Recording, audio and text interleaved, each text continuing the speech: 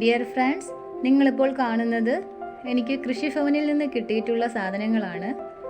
കൃഷിഭവനിലെ പോഷകത്തോട്ടം എന്ന പദ്ധതിയുടെ ഭാഗമായിട്ടാണ് ഇതെനിക്ക് കിട്ടിയിട്ടുള്ളത്.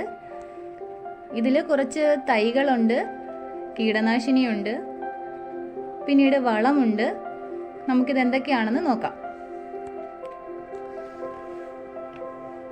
ഇത് അഗസ്ത്യചീരയുടെ തൈയാണ്, 2 എണ്ണമുണ്ട്.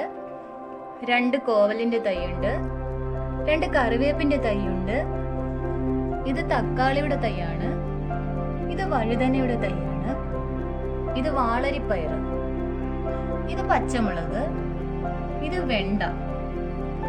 പിന്നെ നമുക്ക് കിട്ടിയിരിക്കുന്നത് സ്യൂഡോമോണാസ്, ട്രൈക്കോഡെർമ, പിന്നെ ഇത് ഒരു ബയോ പെസ്റ്റിസൈഡ് ആണ്. ഇത് ഫിഷ് അമിനോ ആസിഡ്. പിന്നെ സമ്പൂർണ്ണ എന്ന് പറയുന്ന ഒരു മിക്സഡ് മൈക്രോ ന്യൂട്രിയൻസ് ആണെന്നാണ് പറയുന്നത്, എനിക്ക് കൃത്യമായി അറിയില്ല. പിന്നെ 5 കിലോയുടെ ഡോളോമൈറ്റും 5 കിലോ വെർമി കമ്പോസ്റ്റും നമുക്ക് കിട്ടിയിട്ടുണ്ട്. ഇത് 280 രൂപ നമ്മൾ കൃഷിഭവനിൽ അടച്ചപ്പോഴാണ് എനിക്കിതെല്ലാം കിട്ടിയത്.